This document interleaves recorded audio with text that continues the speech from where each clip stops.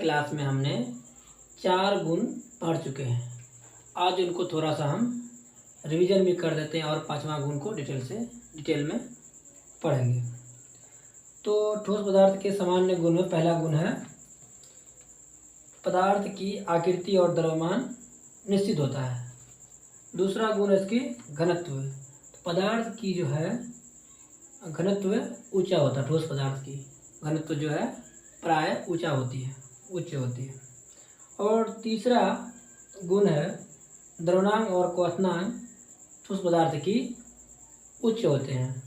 चौथा गुण हम लोग बोलते हैं ठोस पदार्थ कठोर और दृढ़ होते हैं।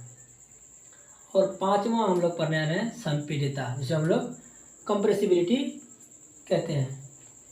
तो ठोस पदार्थ असंपीड्य होते हैं और क्योंकि इसमें अंतराणुक स्थान कम होता है, इससे अधिक कम नहीं किया जा सकता।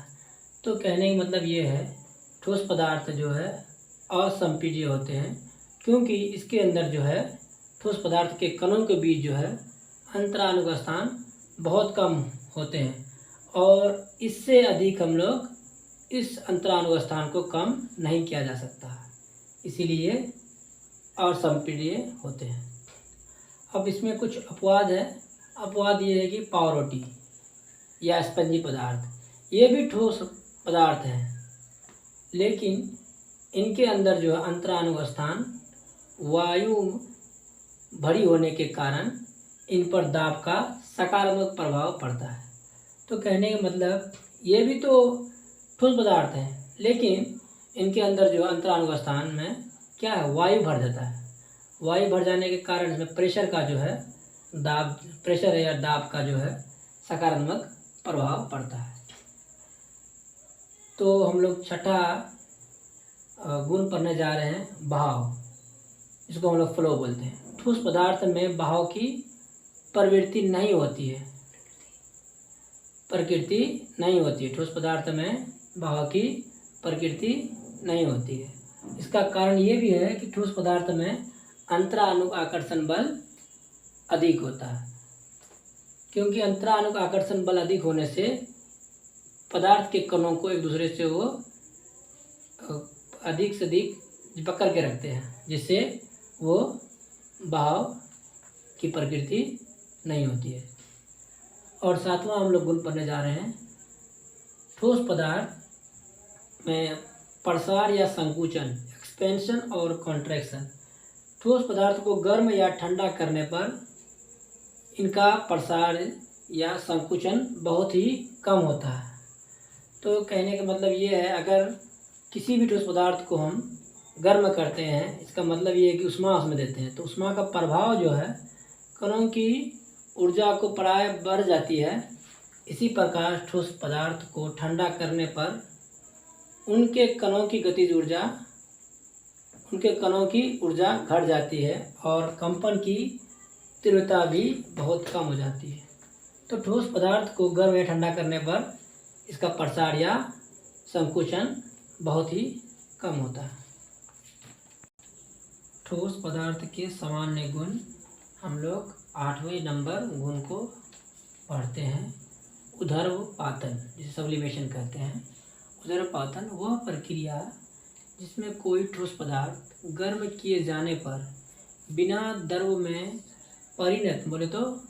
चेंज हुए सीधे वाष्प की अवस्था में बदल जाता है और उस वाष्प को ठंडा करने पर बिना द्रव में परिणत हुए सीधे ठोस की मूल अवस्था में परिवर्तित हो जाता है। उसे ऊर्ध्वपातन कहते हैं। जैसे कुछ पदार्थ का एग्जाम्पल लेते हैं, हम लोग उदाहरण लेते हैं अमोनियम क्लोराइड। उसको यदि हम गर्म करेंगे वो सीधा जो है गैस में बदल जाएगा। और जैसे फिर एग्जाम्पल है नमक, आयोडीन जिसको कहते हैं हम लोग, उसको भी गर्म करने पर सीधे वो वाष्प में बदल जाता है। और कपूर को भी उसी प्रकार, नैप्थलीन को भी, और शुष्क बर्फ जिसको हम लोग ड्राई आइस कहते हैं, CO2 का फल। बाकी ऊर्ध्वपातन और बाकी सब पदार्थ को जो है उसमें क्या अंतर है। किसी भी पदार्थ को अगर हम गर्म करते हैं तो वो पहले क्या होता है, वो पहले जो है लिक्विड में द्रव में बदलता है। ठोस पदार्थ को गर्म करने पर वो द्रव में बदलता है। फिर द्रव को हम जो है गर्म करते हैं तो वो किस में आता है, वाष्प में बदलता है। तो लेकिन सब्लिमेशन या उदरपातन में क्या है, अगर किसी भी ठोस पदार्थ को हम गर्म करते हैं वो सीधे वाष्प की अवस्था में बदल जाता है। यही इसकी खास बात है। और विसरण, नौवां इसका गुण है विसरण। विसरण किसे कहते हैं? विसरण वह प्रक्रिया है जिसमें किसी द्रव के कण किसी अन्य द्रव में प्रवेश करते हैं। तो कहने का मतलब किसी भी द्रव वो किसी दूसरे द्रव में जो प्रवेश कर जाते हैं उसे हम लोग विसरण कहते हैं। अभी सामान्यतः कोई ठोस पदार्थ किसी दूसरे ठोस पदार्थ में विसरित नहीं होता है, क्योंकि ठोस पदार्थ का कण गमन नहीं करते हैं। तो फिर भी इसमें कुछ क्या है, अपवाद, एक्सेप्शन है।